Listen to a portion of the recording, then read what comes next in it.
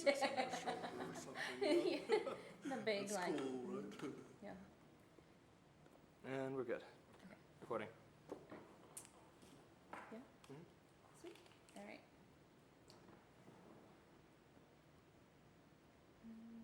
Let me find out where I want to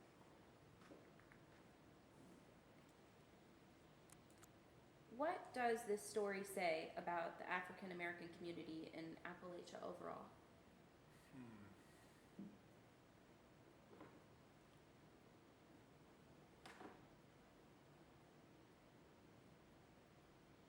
I think it reminds us that the African American experience in Appalachia is in many ways identical with the African American experience throughout the South, but does have its own distinctive flavor or distinctive context that is a little bit different, I think, than the African American experience in general. So, for example, St. Cyprian's was launched by a white Episcopal missionary out of his desire to help the African American community here in Macon County. But he immediately recruited an African American man from South Carolina to take pastoral leadership of that congregation, a man named James Kennedy, who was first made a deacon and then a priest. And there are places in the Episcopal Church, especially in the South, where it would be many more decades before African Americans would be ordained to the clergy in the Episcopal Church. So, I think whenever we look back in the history of racial experience and relations in the United States, we have to acknowledge the inherent evil and sinfulness of what went on, while at the same time not passing too quickly over the silver linings or the bright spots that might be there. And I think St. Cyprian's is an African American church here in the mountains in Appalachia, points us to the fact that if I could be allowed to put it this way, that just a bit of the sharp edge of racism and segregation was smoothed off in the mountains. There was certainly all the evil of racism that was present everywhere in the South and in the United States and in the world. But something I think about the sort of live and let live nature of the Appalachian culture just tempered that ever so slightly and created a space where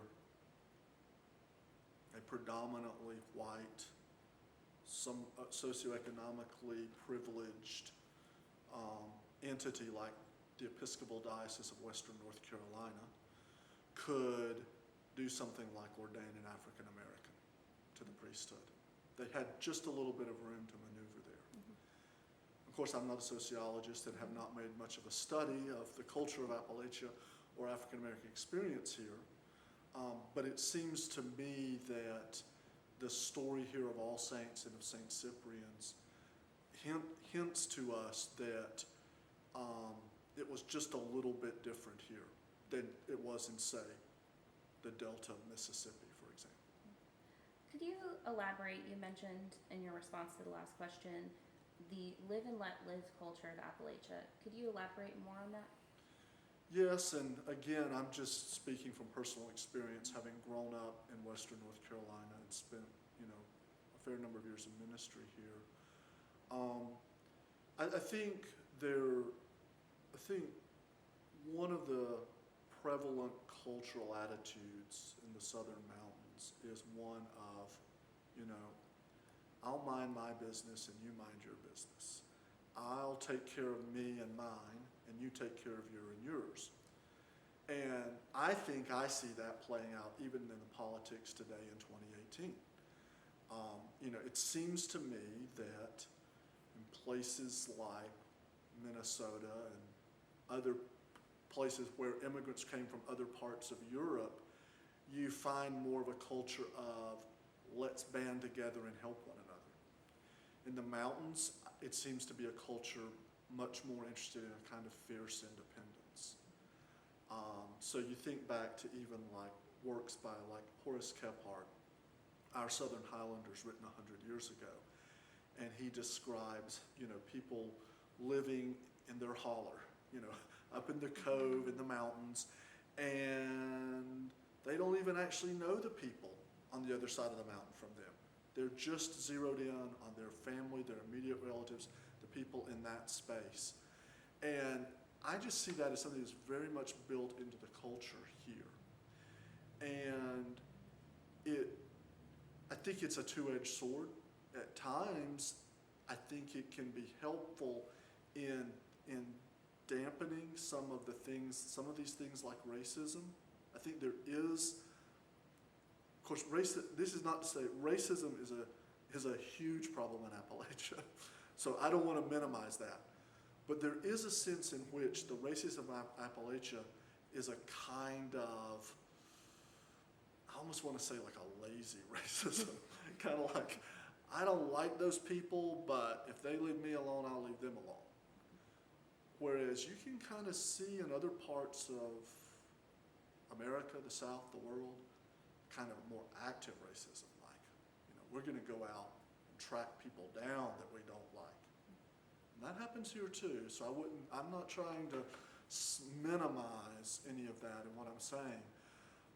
But I could imagine 130 years ago when these churches were starting, I could imagine the mountain folks here saying, well, I never heard anything like that. That white church is building a black church, but it ain't none of my business. And then we'll just kind of move on. I mean, it'd be wonderful to talk to folks who have a long institutional memory of St. Cyprian's, but so far, no one has shared with me stories of attacks on St. Cyprian's, for example. Now, they may have happened, and I'm not the authority to speak to that. But it's not been the sort of persistent problem that people are telling me about as a newcomer. What did you feel when you found out about the Church of the Creator and Ben Klassen's history here in Macon County? Well, I wish I could say I was surprised, but I wasn't. It made me sad for this town, just in the sense that the folks that I know here, I think really, that's not something they would want to be remembered for. I think they would like to just sweep that sort of thing into history and not think about it. So, I kind of felt a sadness that, in essence, an outsider came in and did a bunch of stuff that now will forever be connected to this community. And so, it also made me just slightly nervous as a newcomer, because it made me wonder, what did he see here that he thought might make this fertile ground? It made me wonder who is still here that maybe isn't like an avowed, open disciple of his, but still harbors those thoughts or feelings. Are there any of these folks still around in the community who might be emboldened by some of the current cultural and political struggle that our country is facing? And I found it intriguing. I mean, as a history buff, as a person of faith, I was interested. I wanted to know more. I was interested to talk to people in my parish about what they remembered and what the reaction of this community had been to them. What would you have done if you had been leading a congregation here at the height of the Church of the Creator? Wow, well, I mean, that is the question, isn't it? And it was, to me, the ancillary to that question is, what am I doing now? Because we're still struggling. I think all faith leaders have to walk a line, because it is absolutely a fact that religion and faith are a part of how people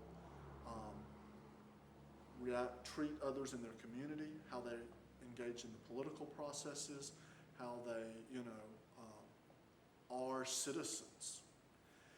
At the same time,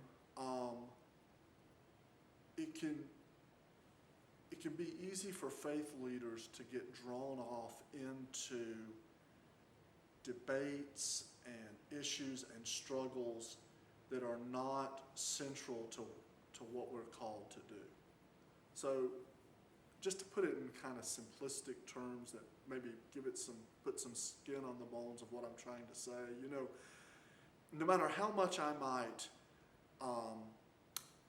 want to change the mind of someone who has racist sentiments in my congregation, or help them to open their hearts and minds to other human beings in love, or respond to what I believe God wants them to do in their relationship with others. The fact is, if that racist person in my church is in a car accident, I've got to be at his bedside at the hospital. If he dies, I have to do his funeral, I have to be able to both confront him about the sin of his racism and talk with him honestly about that, while also maintaining a pastoral relationship that allows me to treat him in the entirety of who he is as a human being, not just the particular sin of his racism. So I would like to think that as occasion arose, as it became an issue within the community that people were talking about and struggling with, that I would have spoken about it from the pulpit, and I would have reminded my congregation of our calling before God to love all people, to not engage in hateful thoughts or actions towards others, to be accepting and loving. I would hope that I would have, from the pulpit, addressed some of the spiritual and theological problems with that movement, if those theological and spiritual problems were known to my congregation. Because the other part of the pastoral task is to not necessarily raise issues that aren't issues for your people. So if nobody in my church knows that Clausen has misinterpreted and radically twisted a biblical passage, there may not be any reason for me to educate them on Clausen's theology in order to then point out to them why it's wrong. But if they're aware of his racism, if they're aware of, if he's creating a disturbance in the community, then I do think I would have an obligation to speak out about that and, to kind of see where the people in my congregation are. God forbid that there should be people in my church who are being drawn towards that. I would have a responsibility pastorally to go to them one-on-one, if nothing else, and say, let them talk to me about it, and then hopefully have the relationship with them to be able to talk to them about why I strongly disagree with what they're being drawn into. In what ways can we overcome racism and hate in Appalachia and elsewhere? That's another great question. And I think it's integral to the survival of our country. And probably in my experience, I think that what I have seen work the best is for people from different racial, cultural, and socioeconomic backgrounds to spend time together and to actually have meaningful relationships. And then if possible, within the safety of those trusted relationships, to then begin to be able to talk to one another. I was in pastoral ministry in Nashville, Tennessee for 12 years. I was in a somewhat inner city area of the city, and I was in an integrated church, Black, white, and Latino. Even though that church was integrated, racial tensions were still present. Part of what we found we had to do is create a safe and a sacred space where people of different racial and cultural backgrounds who had developed a relationship of trust with each other could then talk about these very delicate and sensitive issues. And what we found is that very often white people truly were ignorant. They truly did not know. And there was, I remember in that context, a really profound moment where an African-American member of our church, a retired man in his late 60s at the time, told our congregation about being a child in Mississippi, and he would walk a couple of miles to school every day, and a bus carrying white kids to their school would drive past him, and white kids would throw things at him out the window. And you could have heard a pin drop in the room as he told this story. And many people in the church commented that they had no idea. They had never heard a story like that. They didn't know that this man who had been a member of our church and that they loved and had a relationship with had these terrible experiences. But he would not have even been able to tell that story and be heard if they hadn't done a yard sale together 6 months before, if he hadn't prayed in the church on numerous occasions. You know, all these other sort of easier relational things had to take place in order for the hard relational work to even be something that we could attempt. So one of my greatest concerns for Appalachia is that it continues to be a very racially and culturally homogenous section of the United States. So even though there are African Americans here, they're a tiny percentage of the population. Even though there are Latino people here, they're a tiny percentage of the population. And so people are able to live in a racial, cultural, and socioeconomic bubble where they're not entering into relationship with other people. They're not building that kind of relationship where they can begin to have these conversations with each other. And I personally am concerned about, for example, the privatization of education, which is really, in many ways, a form of resegregating education. And I think that's dangerous for us as a country. If the way that people have sorted themselves in the years since real estate law was changed so that people could live in the same communities, people have resorted themselves by choice into communities that are essentially segregated again. And so I say all that to say that it may be that the church is becoming one of the last places in our culture where there is the potential and the space for people who are now not living next to each other, whose children may not be going to school together, for them to be in a space together and to begin to develop relationships. But that's challenging too, because Christianity in general, including the Episcopal Church, continues to be very segregated. So here we are at All Saints Episcopal Church in Franklin. We have this wonderful interracial history. But our congregation is, as of today, 90% white and 10% African American. So even though we have an African American heritage, we're struggling to hold on to that diversity. And we're ground zero of the demographics of Appalachia.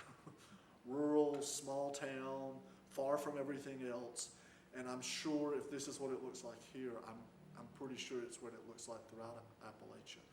So then the question becomes, what intentional choices are we going to make as churches, as a society, to be sure that we are coming together or in relationship? Because we're setting ourselves into a situation where it's not going to happen naturally. We're going to have to make it happen. So I think part of my calling as a priest is to inspire people and motivate people and encourage people to intentionally make it happen. Perfect timing. Okay. Yeah.